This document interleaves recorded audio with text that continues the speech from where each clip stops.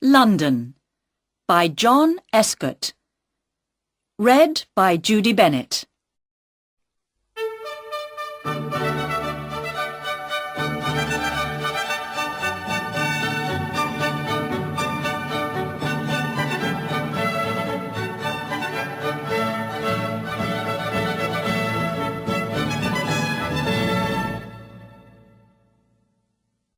Chapter 1. This is London. Every year, more than 9 million people come from countries all over the world to visit London. They go to the theatres and museums. They look at interesting old buildings, many of them hundreds of years old. They sit or walk in the beautiful parks, or have a drink in a pub. They go to Oxford Street to look at the shops, or to Harrods. 2 million visitors go to the Tower of London. 1 million more go to see St. Paul's Cathedral. Yes, London is a big and beautiful city, with lots to see and do. But how did it all begin?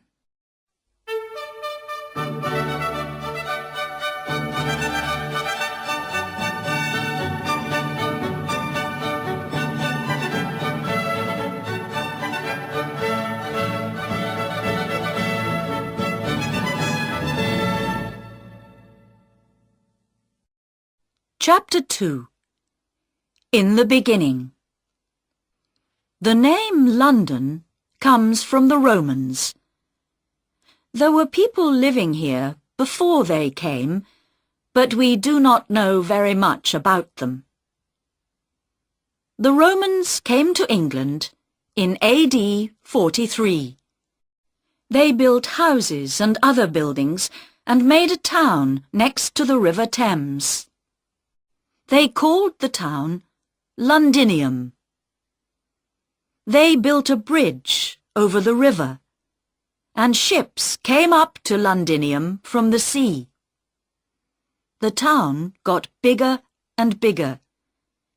Important new buildings went up, and you can see some of the Roman city wall today, near the Museum of London. It was a rich town, with about 50,000 people living in it. But soon after AD 400, the Romans left Londinium to go back to Rome, and nobody lived in the town for many hundreds of years. The buildings began to fall down. Danish soldiers destroyed more buildings nearly 500 years later. King Alfred was King of England then. He got the Danes to leave London, and his men built the town again. In 1066, William the Conqueror came to England from France to be king. Soon after, he began to build the Tower of London. When Henry VIII was king, in 1509, 50,000 people lived in London again. By the year 1600, there were 200,000, but a lot of them lived in old and dirty buildings. In 1665, 100,000 people died from an illness called the plague. This was called the Year of the Great Plague. A year later, in 1666, there was a big fire, the Fire of London. It began in a house in Pudding Lane, near London Bridge. More than 250,000 Londoners lost their homes in the fire. It destroyed St. Paul's Cathedral and 88 other churches. But the fire also destroyed most of the worst old buildings, and the new houses that went up after this were better for people to live in. A new St. Paul's Cathedral was built between 1675 and 1711. By 1881, more than 3 million people lived in London. Today, more than 6 million people live here. There were 8 million in the 1960s, but in the 1970s and 1980s, people moved out of the centre of London.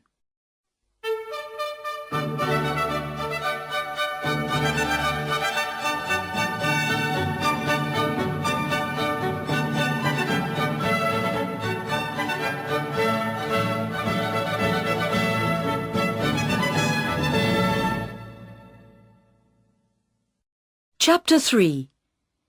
Visiting the City. A quick and easy way to get to different places in the city is to use an underground train. The trains run all day and most of the night. Buy your ticket before you get on the train.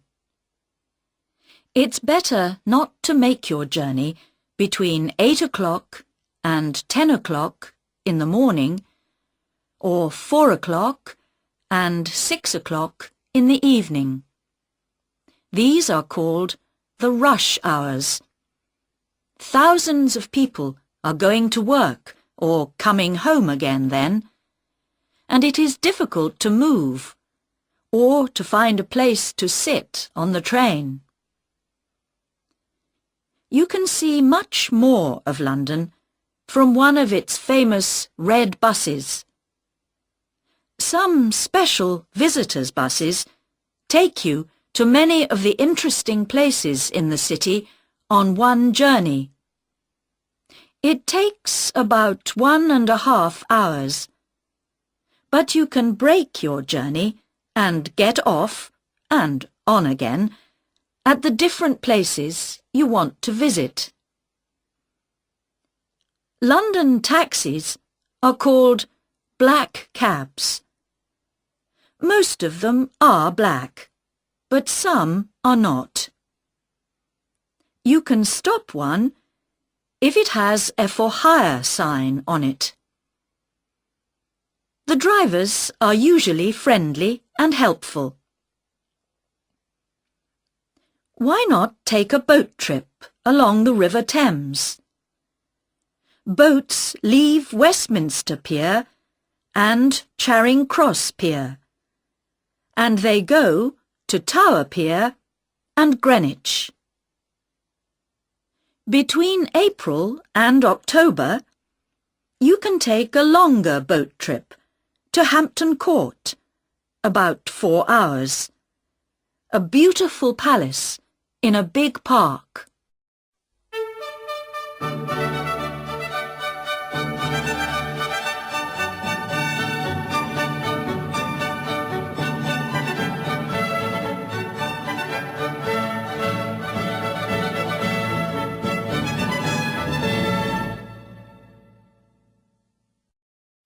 Chapter 4. Some places to go. The Queen has her London home at Buckingham Palace. It is at the end of the Mall, a long road that begins at Trafalgar Square. At 11:30 most mornings, the soldiers at Buckingham Palace change the guard. It takes about 30 minutes, and hundreds of visitors come to watch. And in August and September, you can usually visit some of the rooms in the palace. But there are always lots of people coming to see them, so be ready to wait. You can also visit the Royal Mews at the palace. This is the home of the Queen's horses and coaches. The Queen's Gallery is also at the palace, and you can visit it at most times of the year. Here you can see pictures from all over the world. The Tower of London is now a museum, and one of London's most famous buildings. More than 2 million people visit it every year. Yeoman warders, also called beefeaters, tell them all about the tower. You can see the crown jewels and visit the Bloody Tower and the White Tower. Or take a walk round the wall and perhaps see one of the tower's famous black birds, the ravens. Tower Bridge is near the Tower of London. It is one of the most famous bridges in the city and first opened in 1894. St. Paul's Cathedral is not far away, on Ludgate Hill. It was built by Sir Christopher Wren after the Fire of London. Wren built more than 50 London churches.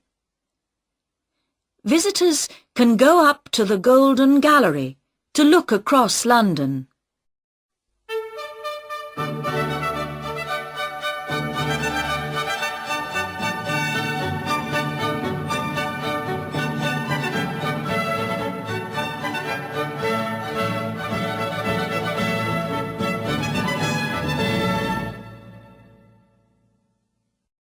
Chapter 5. Westminster. Westminster Abbey is more than 900 years old and is a very famous London church. After William the Conqueror, every king and queen of England was crowned king or queen here. The Houses of Parliament are near Westminster Abbey. This is the home of the British government. The clock high up on the building is called Big Ben. The Prime Minister, the head of the British government, lives at 10 Downing Street. Walk along Parliament Street to Whitehall, past the government buildings, and you can see the little street on your left. Parks and gardens. When you are tired of looking at buildings, you can sit or walk in one of London's beautiful parks. Hyde Park has a lake in the middle called the Serpentine, and you can take a boat out on the water. It is a good place to get away from the crowds and the noise of the city. You can listen to the speakers at Speaker's Corner near Marble Arch. People from all over the world come and speak here. You can ask a speaker some difficult questions if you like, or you can stand on a box and speak to some of the listeners. Kensington Gardens is next to Hyde Park. Here you can see the statue of Peter Pan, the famous boy in the children's story Peter Pan by J.M. Barrie. Regent's Park is the home of London Zoo. The zoo has thousands of birds and animals from all over the world. There is also a theatre in the park. On a summer's evening, you can sit out under the night sky and watch a play by William Shakespeare, England's most famous writer. St. James's Park is next to the Mall. It is smaller, but many people think it is more beautiful.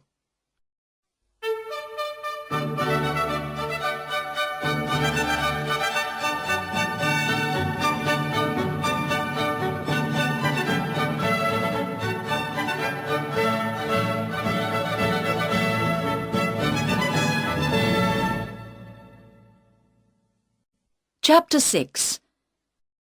Shops and Eating.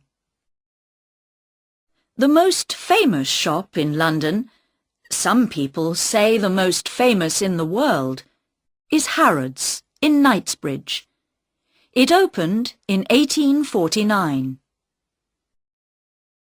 Oxford Street has many big shops: Selfridges, Marks and Spencer, John Lewis, Debenhams. There are always lots of people looking at the shops here, but at Christmas, thousands more people come to see the wonderful Christmas lights and to buy things for their friends and family for Christmas. Charing Cross is famous for its bookshops. There are lots of them, and they sell old and new books. One of the oldest and most famous is Foyle's. It has thousands of books, but it can sometimes be very difficult to find the book you want. Covent Garden was once a big food market, but now it has lots of small shops and cafes, and there are street performers to watch. There are two very famous markets in London. Petticoat Lane Market, open on Sundays, is in Middlesex Street and is a good place to buy cheap clothes and things for the home. At the market in Portobello Road, open on Saturdays, you can buy old clocks, old chairs and tables, and hundreds of other things. You can find food from nearly every country in the world in London. In Soho, in the West End of London, see map on pages 18 and 19. You can eat food from Italy, India, China, Japan, Greece, and lots more places. There are also thousands of pubs in the city. In many pubs, you can eat as well as drink. Or why not have some English fish and chips? They are cheap and good to eat. Or you can have tea at the Ritz in Piccadilly, or at the Savoy Hotel in the Strand.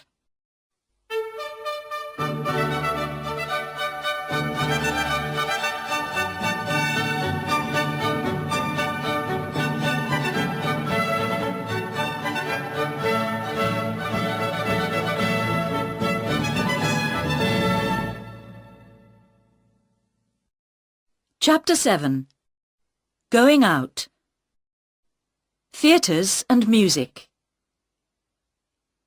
London's West End has some of the best theatres in the world, so tickets can be expensive. Go in the afternoon. It is often cheaper. There is something for everybody. From a play by the Royal Shakespeare Company at the Barbican Theatre to Agatha Christie's The Mousetrap. This play began in 1952, and thousands of visitors see it every year. There are lots of cinemas to visit. The most expensive are in the West End, but you can sometimes get cheap tickets on Mondays. You can hear wonderful music and singing from all over the world at the Royal Opera House in Covent Garden, the Royal Albert Hall in Kensington Gore, the London Coliseum in St Martin's Lane, and the Barbican Centre, Silk Street. For ballet, go to the Sadler's Wells Theatre in Rosebery Avenue, or to the Royal Opera House. To get cheap tickets, buy them an hour or two before it begins. Do you like to listen to jazz musicians? You can hear some of the best at Ronnie Scott's Club in Frith Street, or at the Bull's Head Barns at Barnes Bridge, or at 100 Club at 100 Oxford Street. Sport. Some of the most famous English football clubs are in London. You can see Arsenal play at Arsenal Stadium, Avenel Road, N5. Chelsea play at Stamford Bridge, Fulham Road, SW6. And Tottenham Hotspur play at White Hart Lane, High Road, N17. To watch the very English game of cricket, go to Lord's Cricket Ground in St John's Wood, NW8. This is the home of cricket for most English people.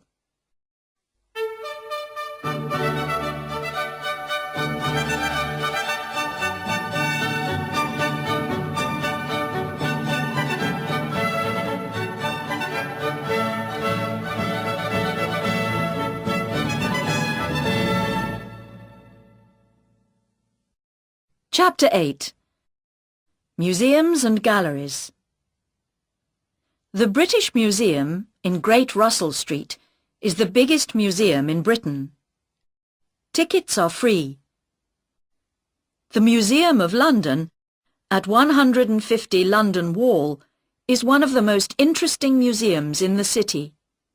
It tells the story of London and its people. One more museum that tells a story is the Museum of the Moving Image, MoMI, on the South Bank, under Waterloo Bridge. This tells the story of cinema and television, and there are many things for visitors to see and do. You can act with actors on a film set, or you can read the news on TV. 4 million people visit the National Gallery in Trafalgar Square every year. They come to look at more than 2,000 pictures. Tickets are free. At the National Portrait Gallery in St Martin's Place, you can see pictures of famous people.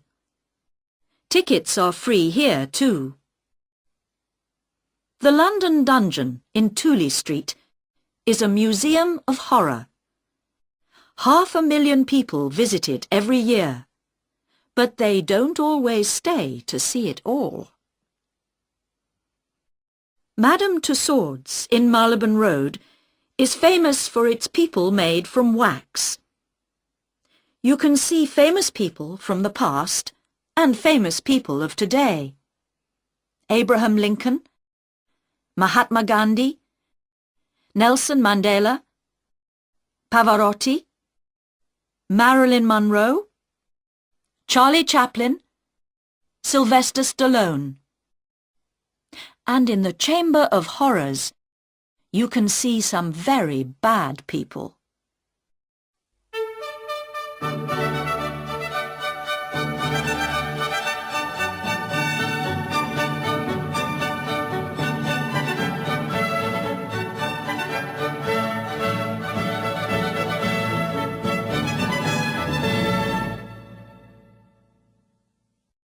Chapter 9. Places and Parades. The City. Londoners often talk about the city. See map on pages 18 and 19. They are talking about the oldest part of London, the home of the Bank of England, and many other big offices. About 5,000 people live in the city, and at weekends it feels empty. But between Monday and Friday, nearly 500,000 people come here to work in the banks and offices. Look for the city men with their dark suits and umbrellas. St Paul's Cathedral is in the middle of the city, and the Bank of England has an interesting museum that you can visit. Also in the city is a very tall building, 60.6 meters high, called the Monument. Christopher Wren built this too, and it stands on the place where the Fire of London began in 1666. Some interesting and exciting days. Every year, on a Saturday morning in June, Foot Guards and Horse Guards have a parade for the Queen. This is called Trooping the Colour. The colour is the flag that the soldiers carry. Thousands of people stand in the Mall to see the Queen and the soldiers go past. The exciting Notting Hill Carnival is on the last Sunday and Monday in August. There are 2 wonderful parades to watch, one on Sunday and one on Monday. And you can see them going through the streets near Portobello Road and Ladbroke Grove.